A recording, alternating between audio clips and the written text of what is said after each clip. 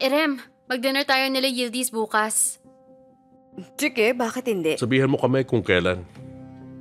Bakit? Ewan ko, kapag nagsasama kayong tatlo, may nangyayaring masama, baka may i-text ka ulit. Dapat alam namin kung nasaan kayo. Bakit pa kasi tinext ka pa niya? Nagtaka rin ako kung kaninong idea yon. Tama na. Alam ko naman nagustuhan mo yun. Oo. Hindi naman para sa'yo yung text. Kaya hindi ko maintindihan kung bakit ginawa mong big deal yun. Dahil parehas ang mga ugali nyo. Sa tingin ko, ikaw ang nagsabi kay Zeynep na gawin yun. Hindi kaya. Alala. Tama na, please. Pwede ba kumain na lang tayo? O, cheers.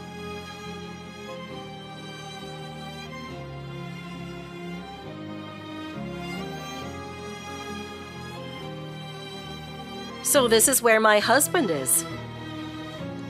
Enter, anong ginagawa mo dito? I think I should ask you the same thing, Alehan. Mag-isa ako sa bahay, pero ikaw kasama mo ang ex mo. Sa tingin niyo ba normal yon?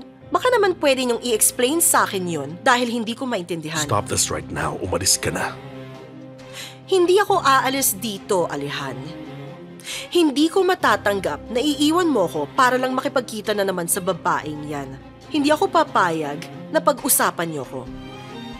Zeynep, did your sister teach you how to do this? Did she give you tips on how to be a rich man's mistress? Pigilan mo ko, tatamaan to sa akin. Ender, enough. Just leave. Umalis na kayo. Zeynep. Umalis na kayo ng asawa mo.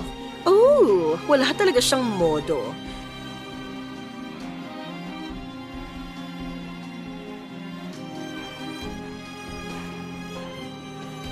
Kinakarma ang mga taong naninira ng pamilya, Zeynep. Don't ever forget that. Okay? Sige na, uuwi na kami ng asawa ko. Bye-bye. Isaksak mo sa bagan na Irem. yun. Dapat kasi hindi mo ako pinigilan. Tama na. Zeynep, okay ka lang ba? Oo. Siyempre okay lang siya. Sanay na kasi siyang ginagano siya palagi. Hindi ba? Tama na yan, ang daming tao.